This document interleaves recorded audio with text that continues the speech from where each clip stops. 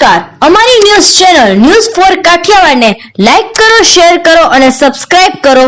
News for Kathiawad. નમસ્કાર. જૂનાગઢમાં આજે ભાજપના ઉમેદવાર રાજેશભાઈ ચુડાસમાએ ભાજપના આગેવાનો કાર્યકરોની હાજરીમાં નામાંકન પત્ર ભર્યું.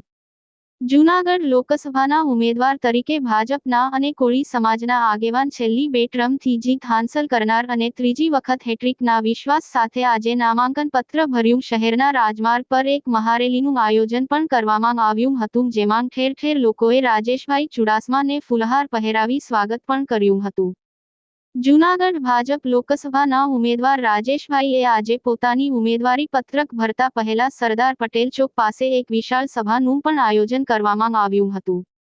આ સભામાં કેબિનેટ મંત્રી મુળુભાઈ બેરા, ગુજરાત વિધાનસભાના નાયબ દંડક કૌશિકભાઈ વેકરિયા તથા ઉદયભાઈ કાનગડ, ડોલરભાઈ કોટેચા, ઝવેરીભાઈ ઠકરાર, જસાભાઈ બારડ, જિલ્લા પંચાયતના પ્રમુખ હરેશભાઈ ટુમ્મર, શહેર પ્રમુખ પુનિતભાઈ શર્મા વગેરે ભાજપના આગેવાનો કાર્યકરો ઉપસ્થિત રહ્યા હતા.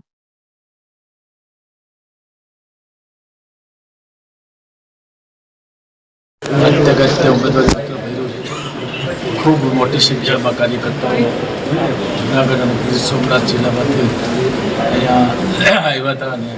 आखा जूनागढ़ शहर में भव्य रेली ठेर ठेर जगह जूनागढ़ नगर खूब ज आवकार था।